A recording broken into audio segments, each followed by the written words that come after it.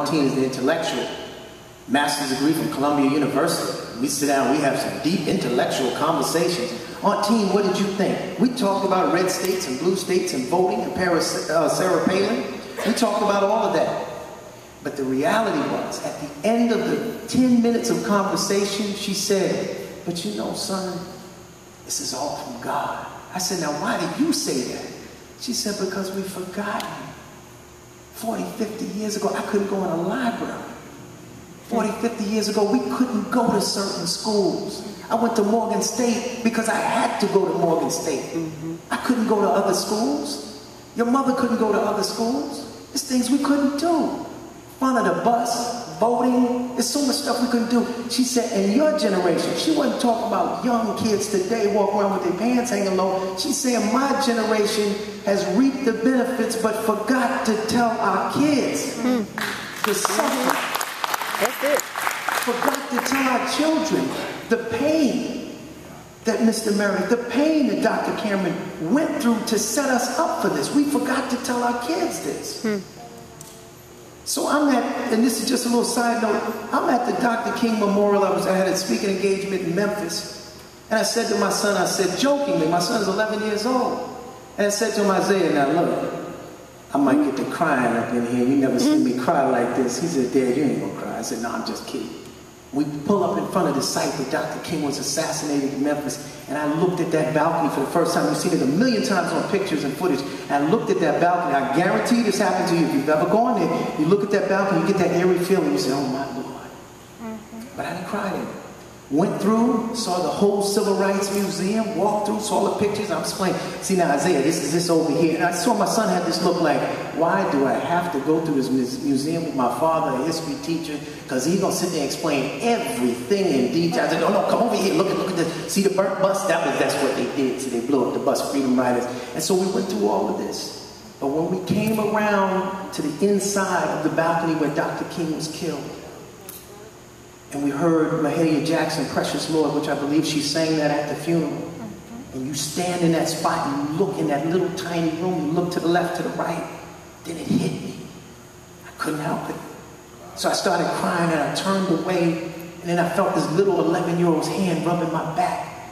I didn't want to look at him, so I turned, I said, no, I'm all right. And he's looking at me like, why is my father crying? And so we get outside, and the most profound question was showed me I wasn't doing my job. He said to me in the car, he said, Dad, I understand Dr. King was a great man, this and that, but why would you cry if you didn't know him? And I said, you haven't done your job. As a parent, as a father, you have not explained to him what the movement was. He doesn't know Mr. Meredith's struggle. He doesn't know Dr. Cameron. He doesn't know Amelia Boynton Robbins. He really doesn't know it, because to know it is to feel it. I remember being in the Bronx the night he was killed. I was 10 years old, and I was sitting on the floor and I was playing some game, and my mother was sitting on the couch and she was crocheting. And all of a sudden, across Channel 11 News, WPIX out of New York, it said, ladies and gentlemen, we interrupt this news bulletin. Civil rights leader Dr. Martin Luther King has just been assassinated in Memphis, Tennessee. And I remember instantly my mother said, oh my Lord. And tears came down, but I didn't have to ask her what that was. I knew it. I knew it. I was connected to it. My son is not connected to it.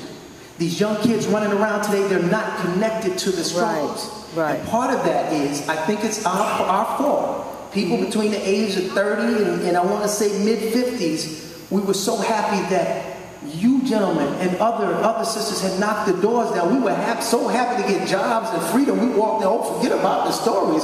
We walked in and forgot to share the history so that these kids would know. Right. We forgot to do that. So going back to the film, I decided to sit down and create a film that would have enough images. It would have to be short, because our kids' attention span is really short, but show enough images that our kids would see that, wow, we went through that. And you want to know some of the stories that I've received, some of the emails? One teacher wrote me and said, he, talking about me, is the greatest Photoshop. I don't know if you're familiar with Photoshop, the software. He's the greatest Photoshop expert. He can take a photo and do anything he wants with it. And the teacher said, why do you say that? Because those hanging pictures, how did he get that? That's a genius. That's not real. That's a genius. She said, those are real clips. Those are real pictures of what happened to your hand. No, they wouldn't have done that. That would have never happened. No, I never heard of that. When did that happen? And so they hadn't been taught the history of what's going on. So that's the inspiration behind the film. But here's where my life changed when you're talking about inspiration. So I sat down and said, okay, I'm going to create this film. I created the film. I made 40 copies. I wasn't going to put it on the internet or anything. And I'm just going to send these 40 copies out to not mega churches, okay? Nothing major. It was going to go out to small churches, small black colleges. I did not choose Howard, Morehouse, or Spelman. I said, no, I'm going to send